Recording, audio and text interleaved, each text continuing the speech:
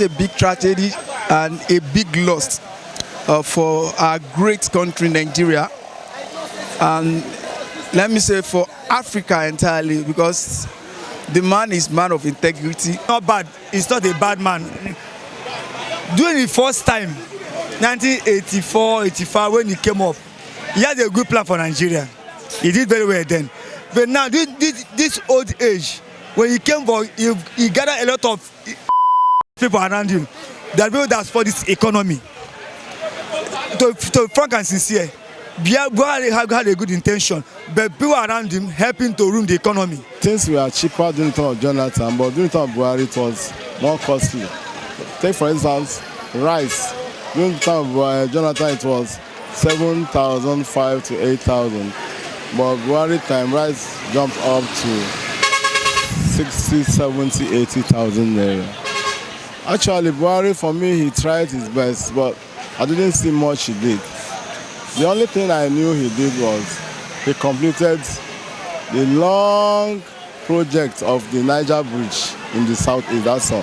What we're supposed to do is, as a common, like, what we're supposed to do is we're supposed to mourn him, because it has tried, whether we like it or not. The man has contributed. Like the lessons. Yes, now that's what I was saying. Now that's what I was trying to say, that this life, you cannot satisfy everybody. That's number one. And number two, for the other side, you cannot hide the truth forever.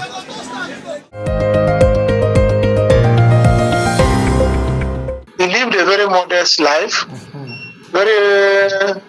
Wasn't a flamboyant person. But all of the people he surrounded himself with could not be said to be equally as pious. And when the public cried out about various acts of corruption, all he insisted on was for people to come up with evidence. Instead of sending out different departments of government under his control to investigate the allegations, like people will say there is no smoke without fire.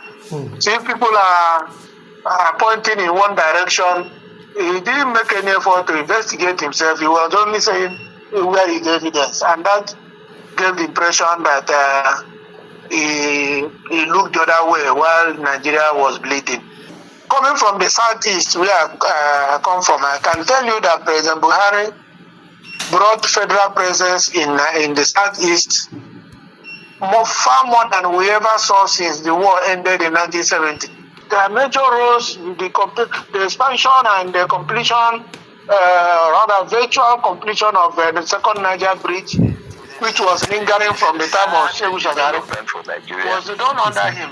Is one of those who labored very hard to have this country united and earn international respect. He worked very hard. He was very bold and courageous, and at least for those of us in our ages, we cannot easily forget his role during the Civil War. All the good things he worked for this country during his lifetime, may it come to pass. In other words, may the country continue to go from strength to strength and continue to prosper more and more. To really achieve his intention, and he didn't have maybe the willpower to change the system when he got there. Okay, sir. He could have done better. Okay, sir. But the system in Nigeria, when you bring an angel, cannot do better.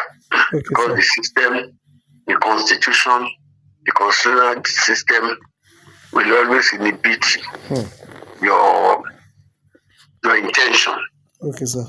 Nobody can run Nigeria the way it is and succeed. Nobody. Okay, sir. Except first try to change. Okay, sir. We call an emergency. Okay, sir. And then make sure it is.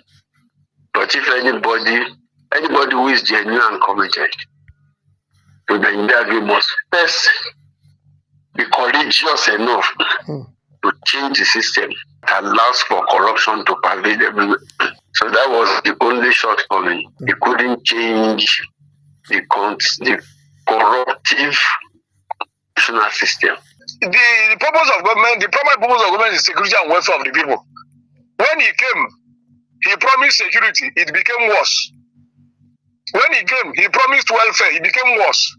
When he came, he promised anti-corruption, it became worse. For 8 years, he was able to resist the pressure for LGBTQ.